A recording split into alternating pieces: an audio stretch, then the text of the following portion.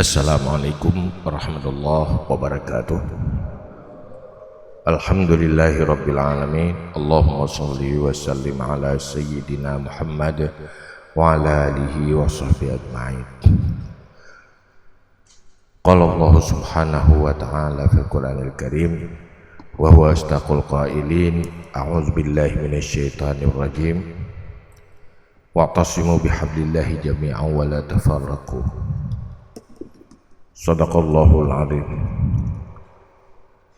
Rabbi shrah li sadri wa yassir li amri wahlul 'uqdatam min lisani yafqahu qawli, amma ba'du. Yang saya muliakan pada panitia pengurus masjid, istimewa sekali pada seluruh jamaah sekalian. Baiklah, kita pergunakan dalam waktu yang singkat ini, di mana saya pada hari ini dengan takdir dan irada Allah mengisi acara di sini, yang di mana kita berbicara tentang menyangkut dengan persatuan umat.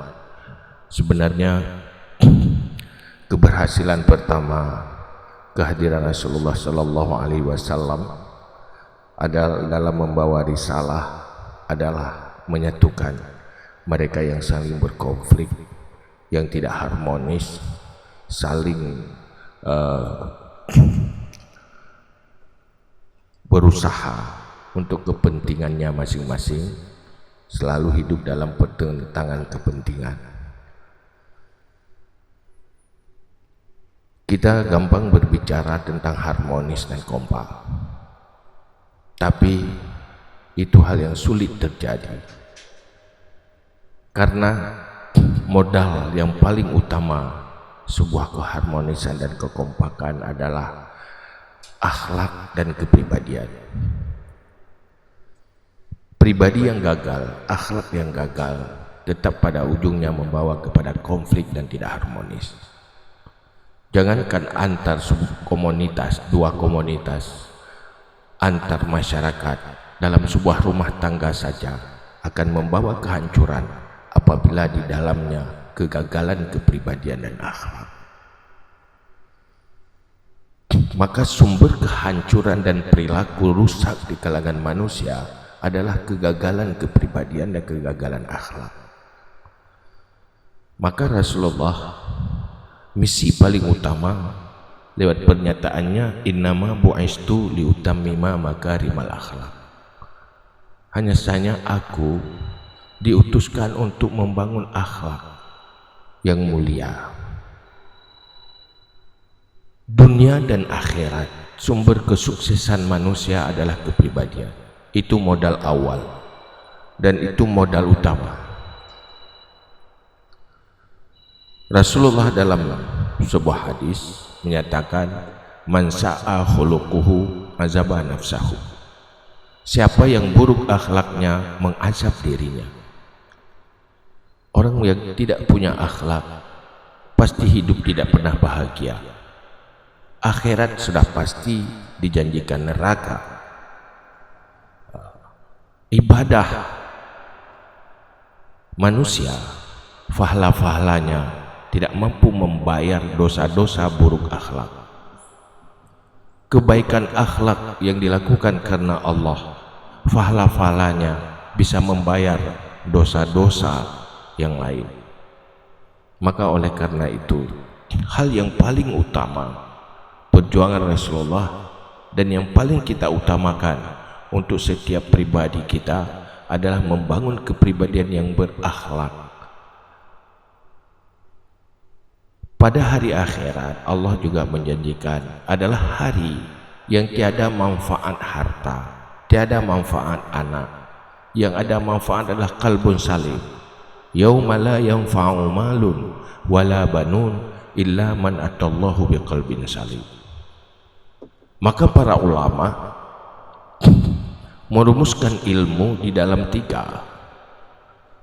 Pertama berkaitan dengan akidah, berkaitan dengan ibadah dan kehidupan, juga berkaitan dengan hati, yang diistilahkan dengan ilmu tasawuf. Ilmu tasawuf adalah ilmu-ilmu yang bersumber dari Al-Quran yang berkaitan dengan hati, memperbaiki hati, yaitu membersihkan daripada sifat-sifat tercela. Hal yang paling utama kalau di dalam menjalani kehidupan dunia ini, akhlak yang digambarkan oleh Rasulullah sallallahu alaihi wasallam dalam sebuah hadis yang menggambarkan akhlak. Gimana itu akhlak? Rasulullah menjelaskan, antasila man qata'aka wa antarhama man ghatabaka wa antu'tiya man mana'aka. Akhlak di saat Anda punya kepribadian, punya sikap, sanggup menyambung hubungan silaturahmi dengan orang yang memutuskan hubungan denganmu. Mereka menjauh, mereka membelakangi kita, tapi kita tetap menyambung, melakukan hubungan dengan mereka, tidak membalas. Artinya kalau dia cuek, kita juga cuek. Dia tidak peduli, kita tidak peduli. Enggak, kita tetap peduli bagi orang yang tidak peduli kita. Tetap baik berhubungan dengan orang yang berhubungan dengan kita. Ini tidak sanggup dilakukan oleh orang yang tidak punya akhlak. Tidak mungkin, mereka egois. Yang kedua, antu'tiya mamana'aka. Orang yang kikir padamu, kamu tetap tidak kikir memberi kepadanya. Artinya kita melakukan hal kebaikan kepada orang lain bukan balasan dari kebaikannya, malah dia tidak pernah berbuat baik kepada kita, tapi kita tetap berbuat baik kepada mereka. Itu siapa sanggup? Kalau kita berbuat baik pada orang yang berbuat baik pada kita, umumnya kita sanggup. Tetapi berbuat baik pada orang yang tidak berbuat baik kepada kita tanpa akhlak yang mulia, itu hal yang paling berat sekali. Wa antarhama man ghadabaka. Tetap engkau menyayangi orang yang benci padamu, tetap punya rasa sayang lillahi ta'ala. Maka oleh karena itu, hal ini dibicarakan gampang, tetapi membangun kepribadian itu tidak gampang. Konsepnya gampang, bicaranya gampang, melakukannya itu butuh bimbingan dan latihan. Ibaratnya konsep berenang itu gampang, tapi untuk bisa berenang tidak selesai dengan konsep. Dia butuh latihan, butuh kebiasaan, membiasakan diri itu. Padahal yang baik itulah yang membentuk kepribadian kita. Maka Rasulullah adalah pembimbing terbaik di dalam membangun akhlak. Beliau dengan pangkat nubuah dan dengan status Rasul, diberi ilmu lewat pangkat nubuah, sehingga beliau hamba Allah yang paling ahli membangun akhlak. Maka para jahiliyah berubah menjadi bangsa-bangsa yang mulia dan berakhlak. Pengembala kambing berubah jadi pemimpin dunia dan diakui banyak orang. Semuanya dimulai oleh pembentukan kepribadian. Maka di sini hal yang paling utama untuk terbangun sebuah keharmonisan yang menghasilkan sebuah kekompakan dan kekuatan umat, seriuslah terapi mereka, seriuslah terapi diri. Yang paling utama adalah tiga hal. Tiga hal yang paling utama. Selama tiga hal ini tidak terbentuk di dalam sikap dan perilaku, hayalan, mimpi kosong untuk sebuah keharmonisan dan kekompakan. Apa itu? Hal yang paling utama yang diperintahkan kepada Nabi di dalam berdakwah menghadapi umat, yaitu kaful aza wahtimalul aza. Jangan menyakiti dan tahan disakiti. Itu dua hal yang paling penting. Yang pertama. Yang kedua, yang ketiga, selalu melakukan kebaikan kepada orang lain. Artinya punya pribadi, hidup menyenangkan orang lain, tidak egois memaksa orang lain untuk dirinya, tetapi memaksa dirinya untuk menyenangkan yang lain. Itu 3 hal yang paling penting, dan itu pahala besar apabila dilakukan karena Allah. Selama kita selalu menyakiti, pasti orang lain akan membalasnya. Bayangkan suasana apa yang akan terjadi. Di saat kita tidak tahan disakiti, pasti kita akan menjadi pendendam yang akan membalas, menunggu kapan kita balas. Maka suasana jadi kacau balau.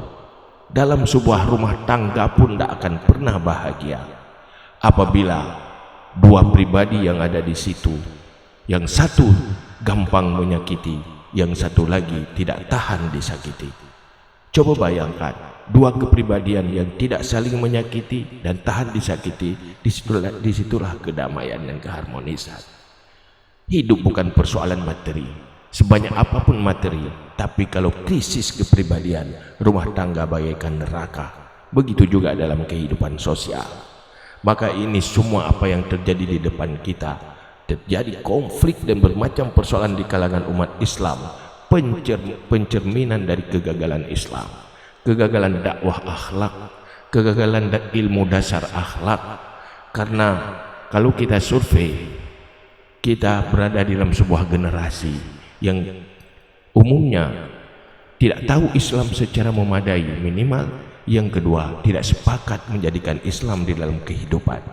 Umat Islam gagal bukan karena Islam, tapi mereka tidak tahu Islam dan tidak mau tahu Islam, tidak cinta Islam dan tidak mau tahu tentang Islam secara serius. Akhirnya mereka menjadi pribadi Muslim yang tidak sepakat dalam Islam untuk menjadi Islam sebagai kehidupannya. Maka oleh karena itu, 3 hal ini yang beruntung dunia dan akhirat, bukan untuk dunia saja. Pahala tidak menyakiti karena Allah, itu menjadi amal kebaikan, dan menjadi pahala saat kita didorong untuk menyakiti, kita tidak menyakiti karena perintah Allah, maka kita akan dibalas dengan imbalan yang besar di akhirat. Tahan disakiti dengan kesabaran, pahala orang sabar juga tiada batas. Selalu berbuat kebaikan antar sesama manusia, itulah kebaikan yang akan menggiring hamba-hamba Allah ke syurga.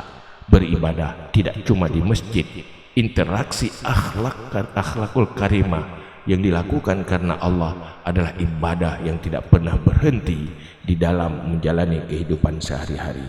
Wallahu a'lam bishawab. Hadanallahu iyyakum ajmain. Assalamualaikum warahmatullahi wabarakatuh.